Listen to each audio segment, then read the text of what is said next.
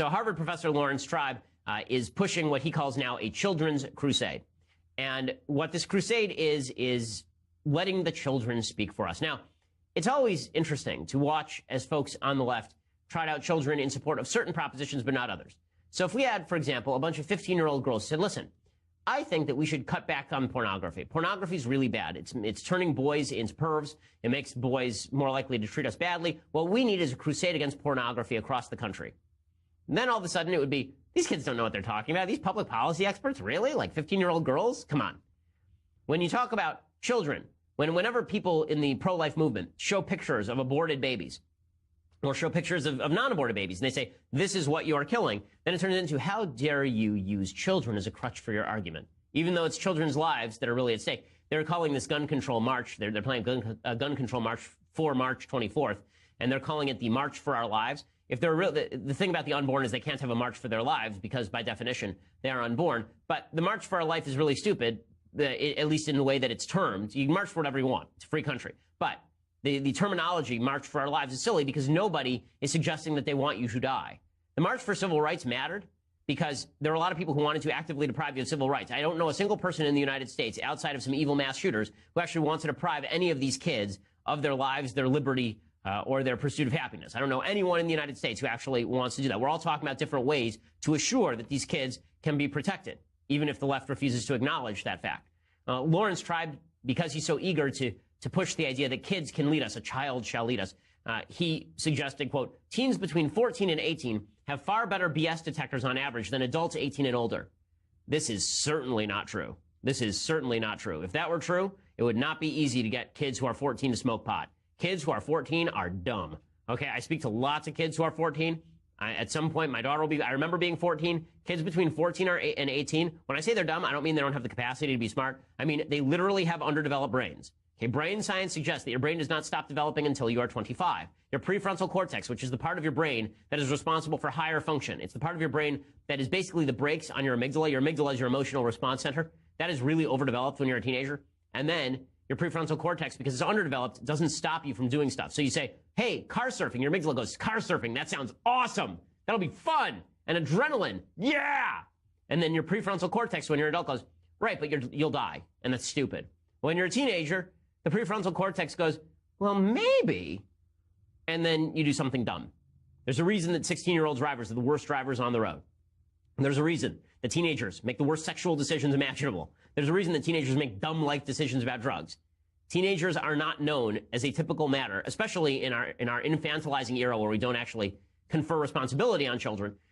In that infantilizing era, kids are not capable of making good public policy decisions as a general rule. This is not necessarily true for every individual, but it is certainly true as a broad generality, which is why the age of consent in most states is 16 years old or higher. It is why the age for voting is 18 years old. There's a good case to be made. It should be raised back to 21 based on modern brain science.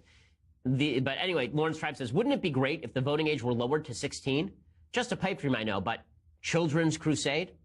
Couple notes about the Children's Crusade. If he's talking about the original Children's Crusade, which took place in the 13th century, that was a giant fail. The idea there was that a bunch of children were going to go to the Middle East and they were going to convince all of the Muslims in the Middle East to become Christian or at least give up control over Jerusalem. It ended variably, by various accounts, with the enslavement of thousands of children or with them becoming homeless on the streets of Rome. So that was a giant fail. If you're talking about Martin Luther King's Children's Crusade, in which a bunch of children marched for civil rights, the idea there was to demonstrate just how evil the anti-civil rights forces were by showing Bull Connor sicking dogs on 8-year-old children. So that there's, I mean, honestly, there's some questions about whether it's moral to do that, really. But not the sicking of the dogs. That is immoral. There are questions about whether it is moral to put children in the line of fire to push even a useful political agenda. But at least there was a use here. If there were a children's crusade now for gun control, which apparently there's going to be, no one is going to stop them. No one is stopping these kids from lying down and getting on TV and making whatever point they want to make. But the left has a very bifurcated view of when children are responsible for their actions. So when children parrot the left agenda, then all of a sudden they're responsible for their actions. When they don't parrot the left agenda, then they are not responsible for their actions. That's the way that this works. So the left is constantly pushing more sexual autonomy for youngsters. They say that laws restricting minors' access to abortion and contraceptives are unconstitutional, that children have a capacity to declare themselves men or women, even if they are members of the opposite sex, and that they should go through gender transitioning. regardless of what their parents have to say. This week, a judge in Ohio ruled that the custody of the 17-year-old girl who is suffering from gender dysphoria should be handed over to her grandparents rather than her parents because she wanted to become a boy and her parents said no. Well, that logic is likely to be utilized more rather than less in the future. But the same people who say that children are fully capable of making grown people decisions, they will say that the legal age for gun purchases should be raised to 21. So you want to lower the voting age to 16, but you want to increase the gun purchase age to 21. Weird how that works. If kids are so good at stuff, if kids are so capable of making fully grown people decisions, then why would you not lower the age of consent for buying a gun to 16? After all, these kids have far better BS detectors on average than adults. They're more responsible than adults, apparently. They're really good at things. So why shouldn't we have a children's crusade? Let's arm up all the kids. I mean, if the kids are the ones who are the best among us, but of course the left doesn't want to do that. So they want to say that 16-year-olds should vote. Why? Because when you're 16, you're on the left. And then they want to say that 16-year-olds should not be able to drink or have a gun. So responsibility without any accountability is, I guess, the order of the day. These are the same folks who suggest, by the way, that children are disadvantaged if they are not on their parents' health insurance until they're 26 years old. They actually say that the criminal justice system should try you as a juvie until you're 25, because it's not until your mid-20s that your brain finally reaches complete maturity. So which is it? Are kids fully autonomous agents, or are kids actually innocents to be protected? Now, my perspective on this is pretty clear. I think that children are innocents to be protected. I don't think that children and teenagers are fully rational actors. And I think that it is adults it is the job of adults to stand up and teach children. It's adults' jobs to lead. Now, what the left would say is adults aren't leading. They aren't leading. That's why we need children to lead. No, what the left means is adults aren't doing what you want them to do, and therefore you want to get a bunch of sympathetic, cute faces to do it. Listen, my kids are really, really cute. As I've said before, they've been judged by an objective scale as the cutest children on planet Earth. But they don't get to make policy in my house. I make policy in my house because my kids are not good policymakers. If my kids were good policymakers, then I'd listen to my son every time he waddles out of his bedroom at 8 o'clock at night, waddles over to the refrigerator, opens it up, and then says, "Ice cream, ice cream." Okay, he doesn't get the ice cream. I'm the parent. It's bad parenting, and it's bad adult responsibility to say that children should lead the way on this stuff. Again, if these kids are capable of making a good argument, make the good argument, then I'll respect the argument. But I'm not going to respect your authority to make the argument just because. This is why it's so weird. Like Nate Silver, who is somebody who believes in expertise. He spends his life talking about why expertise matters. He's somebody who spends his life analyzing numbers. He was very angry because there was an argument that was made over at the Federalist about shooting survivors don't have additional legitimacy when it comes to public policy arguments. And here's what Nate Silver tweeted. He tweeted, quote, "Parkland students aren't credentialed to talk about the gun debate is one of the worst takes of all time, especially when it comes from people who don't have very much relevant life experience themselves." What relevant life experience is it to actually see a shooting? Does that make your life experience, does that make it more relevant when you make a statistical argument? Nate Silver is Captain Statistics. And yet that all seems to go out the window when there's a personal experience that is had. Personal experience is not an argument. It's an emotional appeal. If we all understand that, then we can withhold the emotional appeals. I mean, we can stand up to them or we can take them as they are. But to use that as a substitute for actual logic is really, really dumb. Now, speaking of really, really dumb, there are a series of articles over the last couple of days about homelessness in California. This is something I know a little bit about because there's a serious homeless problem in my community. There's a serious homeless problem in Los Angeles. Last check, I think there were 53,000 homeless people on the streets of Los Angeles. So basically Dodger Stadium filled with homeless people in the city of Los Angeles. In San Francisco, it's just horrifying. Apparently, in San Francisco, the NBC Bay Area Investigative Unit surveyed 153 blocks of downtown San Francisco in search of trash, needles, and feces. The investigation revealed trash littered across every single block.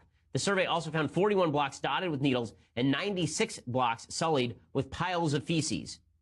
Just beautiful. Just how glorious. It's wonderful that they've really done a good job with one of the most beautiful cities in the world by littering with needles. I mean, again, this is happening everywhere. A block from my house, right on the street, we saw a needle the other day. And that's because there are homeless people who are wandering around. They're drug users. There's some of them who are drug users, not the overwhelming majority, but certainly a significant percentage of homeless people are drug users or alcoholic or mentally ill. And there are a bunch of people who are saying, in the richest cities in the world, San Francisco, should there be this homeless problem? A couple of things to note about that. One, if you are a believer that homeless people are created by the price of housing, then maybe it's the high level of regulation in San Francisco that's driving the homeless problem. When you create rent control, when you prevent developers from actually building new buildings, that sends the prices skyrocketing. And that means that if you are a believer that it's people who are on the fringes, people on the economic margins who end up homeless, if that's your take, then you should really be against regulations with regard to building new units of housing. But folks on the left aren't. They foolishly cling to this idea that rent control is going to somehow bring about cheaper housing, which it never has done anywhere for any large scale of people. Only additional development does that. I'm not a believer that that's what causes the homeless problem. What causes the homeless problem, in my view, and there are a number of good books about mental illness and the homeless crisis, is that from the 1960s on, including the 70s and 80s, there's been a tremendous state and local underfunding of mental health facilities.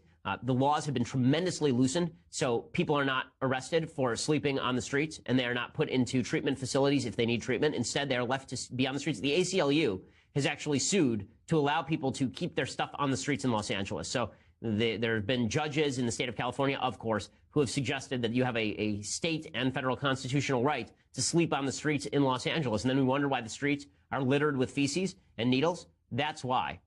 When you leave mentally ill people on the streets, when you leave people who are drug addicts on the streets, you end up with poop and drugs on the streets. It's just something that happens. And it is not mean or cruel to people who are mentally ill to suggest that they ought to be given treatment that they need. The whole point of a functioning republic is that we are seeking to allow people rational choice.